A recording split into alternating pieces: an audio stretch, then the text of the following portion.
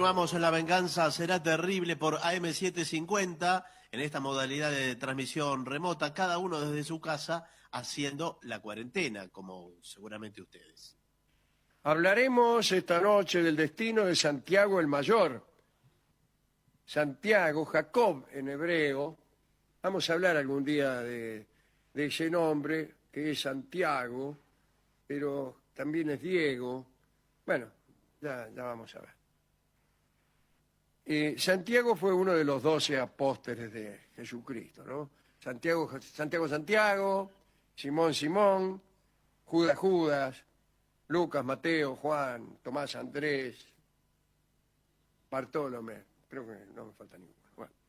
Era hermano de San Juan Evangelista, el autor del cuarto de los evangelios y otro de los 12 apóstoles, ¿no?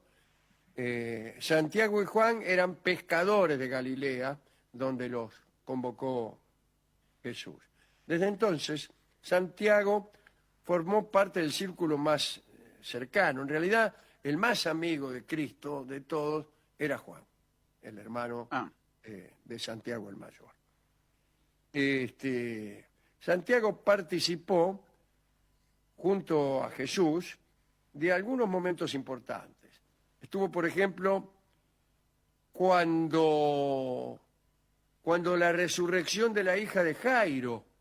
Jairo era un niato, uno de los jefes de la sinagoga de Gerasa, no de Veraza, de Verazategui. No, Esto sería Gerazategui. Y tenía una hija de 12 años que había fallecido. Bueno, dicen las escrituras que Jesús, que había ido con Santiago a la casa de Jairo, tomó la mano de la niña y le dijo: a ti te digo, niña, levántate. Y la chica se levantó.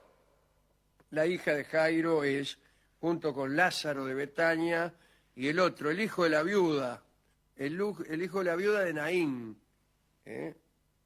Son los tres, esos son los tres resucitados por Cristo, ¿no? Santiago también estuvo junto a Jesús en lo que se llama la transfiguración, que es como un brillo que estaban ahí, creo que estaban a la orilla del mar, empezó a brillar Cristo, y ahí los que estaban presentes, por ejemplo Santiago, vieron que el tipo era el Hijo de Dios. Anduvo también en el asunto de la pesca milagrosa. Esto pasó 2 veces. Estaban Santiago, Pedro y Juan pescando infructuosamente. Nada, hasta que apareció Jesús, les dijo que tiraran la red una vez más a ver qué pasaba. Resultado, pesca extraordinaria. Finalmente, Santiago es testigo central en el huerto de Getsemani, ahí donde Jesús rezó antes de que lo viniera a buscar la cana. Porque incluso había ido ahí Cristo para que viniera la cana. Porque él sabía que Judas lo iba a batir, y fue a un lugar donde iba siempre, para que lo pudieran agarrar. Eso era el Jueves Santo, ¿no? En vida, Santiago no hizo milagros, pero después sí, porque invocándolo, rezándolo, qué sé yo, o apareciendo milagrosamente, hizo milagros. Por ejemplo, en el año 1104, un peregrino regresaba de Jerusalén y se cayó al agua. Imploró el auxilio de Santiago y un compañero de arriba del barco le tiró un escudo. Y el tipo se agarró del escudo y del mar mismo, ¿quién aparece? Nadando ahí, ¿eh? ¿Quién? Aparece Santiago. Santiago el Mayor es ¿no? Y se lo lleva nadando y con una mano se agarró del escudo y con la otra lo sostenía del cogote. Bueno, de estas historias hay varias, con resucitaciones, multiplicaciones de cosas, asistencias de toda índole, ¿no? Del apóstol Santiago en momentos de necesidad. Había un papa, el Papa Calixto, que era muy hincha de Santiago y divulgaba esta clase de historias. Algunos dicen que Santiago en vida anduvo por España predicando. Según algunos relatos, esta prédica había comenzado en Galicia, a la que llegó, desde luego, después de atravesar las columnas de Hércules. Estas tradiciones dicen que después de aquel viaje regresó a Jerusalén, anduvo en Galicia, volvió a Jerusalén y allí se encontró con María, la madre de Jesús, que seguía viva allí en la capital de Judea, y la encontró poco antes de la muerte. Y allí no le fue muy bien porque por predicar la palabra de Jesús, Santiago fue condenado a muerte y decapitado por orden del rey de Judea, Herodes Agripa I. Esto sucedió aproximadamente en el año 42. Y aquí empieza otro asunto interesante. Uno puede preguntarse por qué Santiago, decapitado en Tierra Santa, está hoy en día enterrado en la Catedral de Santiago de Compostela. Hay dos versiones para explicar por qué el apóstol está en Compostela. Uno dice que tras ser decapitado por orden de Herodes, fue arrojado a los perros. Sí. 7 discípulos rescataron los restos y los trasladaron de Jerusalén al puerto palestino de Jaffa y los pusieron en una barca sin velas ni timón. Y se subieron también los discípulos. Y así los discípulos y los huesos del apóstol atravesaron el Mediterráneo a la deriva. Cruzaron el estrecho de Gibraltar, remontaron el Atlántico y recalaron en la villa romana de Iris Flavia, en Galicia. La otra versión cuenta que Santiago permaneció enterrado en Jerusalén y que en el siglo VII, con motivo de la conquista de Palestina por los árabes, se dio una emigración masiva de la población cristiana hacia Occidente. Quienes llegaron a Galicia llevaron consigo los restos de Santiago. Sea como fuere, por una u otra ruta el apóstol quedó en Galicia. Otro dato, no lo enterraron solo. La tradición cristiana dice que fue enterrado con 2 de sus discípulos, Teodoro y Atanasio. Sí. Allá por el 813, en tiempos del rey de Asturias, Alfonso II el Casto, un ermitaño le dijo al obispo gallego Teodomiro que había visto unas luces merodeando sobre un monte deshabitado. Y allí encontraron una tumba, probablemente de origen romano, donde se encontraba un cuerpo decapitado con la cabeza bajo el brazo y otros huesos. Y Teodomiro determinó que aquellos eran Santiago, Teodoro y Atanasio. El rey Alfonso ordenó construir una iglesia encima del cementerio del Compositum, y de allí el origen de la Catedral de Santiago de Compostela, o Santiago, San Jacobo. Santiago es como si fuera San Diego. Del Compositum, Santiago de Compostela. Otro sostiene que la palabra Compostela proviene de Campus Stellae, pero campo de estrellas, debido a las luces, a las estrellitas y fuegos fatuos que baloteaban sobre el cementerio. Bueno, y ahí está, ¿no? Ahí estuvieron ustedes paseando hace poco cuando estuvimos todos en Galicia y a mí no me quisieron llevar, no crean. No es que no lo quisimos llevar. Usted tenía que hacer, no sé si nota de prensa o algo. Sí, creo que tuvo que ir ahí donde al que le entregaban el premio. Habló en gallego, sí. Bueno,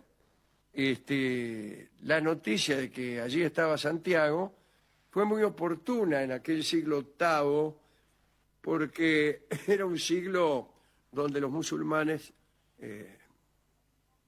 andaban metiéndole muy fuerte en toda España y se necesitaba mucha fe para enfrentar a esta invasión, ¿no? Que ya había tomado en ese momento toda España menos Asturias. Bueno, aquella tumba y aquellos huesos revitalizaron las fuerzas guerreras cristianas. En el lugar donde apareció el supuesto sepulcro se edificó la primera basílica, la primera tumba oficial de Santiago, pero el caudillo musulmán Almanzor destruyó ese templo, pero por milagro se salvaron las reliquias del apóstol. Ahora bien, esto, imagínense, acrecentó el mito, porque si un musulmán no había podido con los restos de Santiago, estaba claro que debía ser nomás el apóstol. Al menos esa fue la lectura que se hizo. La basílica quedó arrasada y hubo que construir otra para arropar los restos de Santiago, y esa fue la catedral que vemos hoy. La tumba, con lo que se suponía que eran los huesos de Santiago y de sus dos amigos,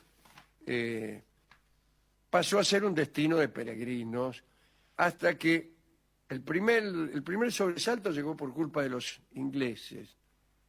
A Santiago tuvieron que esconderlo cuando La Coruña fue amenazada por el pirata Drake a fines del siglo XVI. Drake dijo que en cuanto llegara a Compostela se cargaría la catedral con santo y todo. Desesperado, el arzobispo de Santiago, Juan de San Clemente, agarró los restos del apóstol y los escondió. Cometió, sin embargo, un error imperdonable. No dijo dónde los había puesto y no anotó ningún lado. Y San Clemente se murió y se llevó con él el secreto del escondite. Casi 3 siglos pasó Santiago escondido y la gente empezó a ir menos por aquellos caminos, que son varios, de peregrinación. Pero al final apareció de un modo un poquito oscuro. El arzobispo Miguel Payá-Rico inició la búsqueda de los restos porque la catedral había perdido mucho con la ausencia de los huesos, no iba nadie. Y por ahí aparecieron, no se explicó mucho cómo, se hizo un simulacro de identificación que todavía hoy hay muchos que no lo creen, hay que decirlo.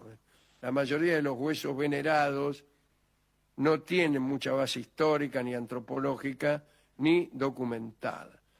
Los huesos parece que estaban dentro de una urna de piedra con apenas unas esquirlas.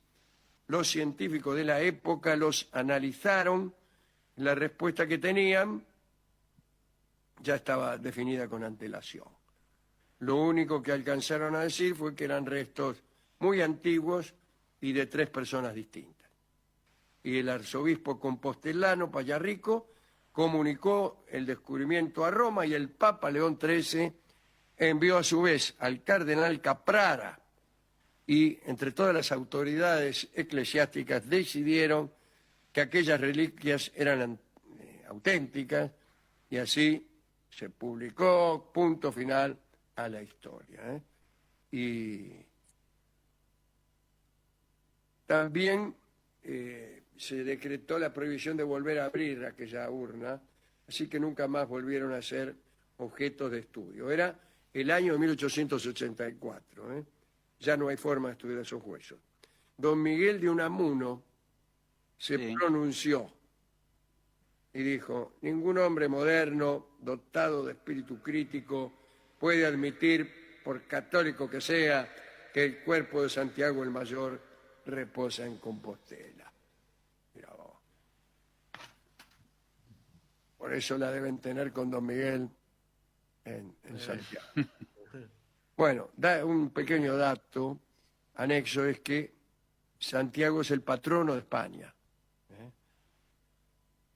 Aquí, en la Argentina, es el patrono de la provincia de Santiago del Estero, cuya bandera incluye en su centro un sol incaico que tiene en el interior la cruz espada de Santiago. Y también es el patrono de la provincia de Mendoza y su capital. Así que vamos a escuchar, dedicado a todos los santiagueños, y especialmente a las criollitas santiagueñas, esta samba que cantarán nuestros amigos los Huancahuá, y que es la criollita santiagueña.